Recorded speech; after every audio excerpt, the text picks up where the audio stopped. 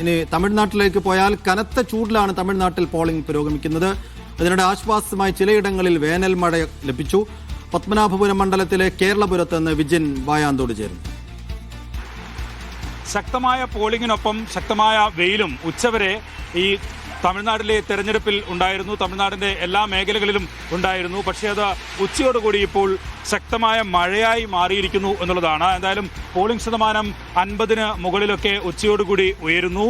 അതിനൊപ്പം തന്നെ കടുത്ത വെയിലായിരുന്നു ഉച്ചവരെ ഉണ്ടായിരുന്നെങ്കിൽ ഇപ്പോൾ ശക്തമായ മഴയും തെരഞ്ഞെടുപ്പിന്റെ തമിഴ്നാടിന്റെ പല മേഖലകളിലും ഉണ്ടാകുന്നു എന്നുള്ളതാണ്. പക്ഷേ നേരത്തെ ഒക്കെ സൂചിപ്പിച്ചതുപോലെ വലിയ തിരക്ക് മറ്റ് സ്ഥലങ്ങളിലൊന്നും കൃത്യമായി അങ്ങനെ ഉണ്ടായിരുന്നില്ല. പക്ഷേ സജീവമായി തന്നെ എല്ലാ ബൂത്തുകളിലും ആളുകൾ ഇങ്ങനെ മാറി മാറി എത്തുന്ന കാഴ്ചയായിരുന്നു കണ്ടത്.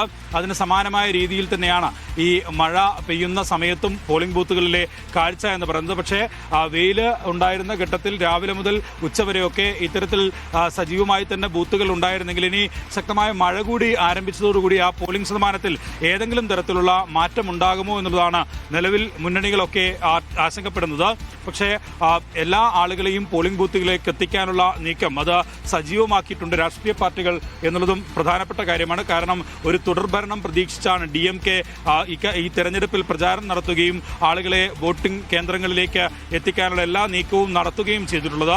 അത് തടയുക എന്ന ലക്ഷ്യത്തോടെയാണ് ADMKയുടെയും ഒപ്പം തന്നെ BJPയുടെയും ഒക്കെ നേതൃത്വത്തിലുള്ള മുന്നണി അതിനുള്ള ശ്രമമൊക്കെ നടത്തിക്കൊണ്ടിരിക്കുന്നത്. അതിനിടയിലാണ് TVK എന്ന വിജയിയുടെ പാർട്ടി അവർ യൂത്തിനെയും ഒക്കെ മൊത്തത്തിൽ കൂട്ടിയോജിപ്പിച്ചുകൊണ്ട് വോട്ടിംഗ് ശതമാനം ഉയർത്താനും സീറ്റ് കൂടുതൽ നേടാനും ഒക്കെയുള്ള ലക്ഷ്യമിട്ടുള്ള പ്രവർത്തനങ്ങൾ നടത്തിയത്. വലിയ ക്യാമ്പയിൻ ആയിരുന്നു വിജയിയുടെ നേതൃത്വത്തിൽ തന്നെ TVK നടത്തിയത്.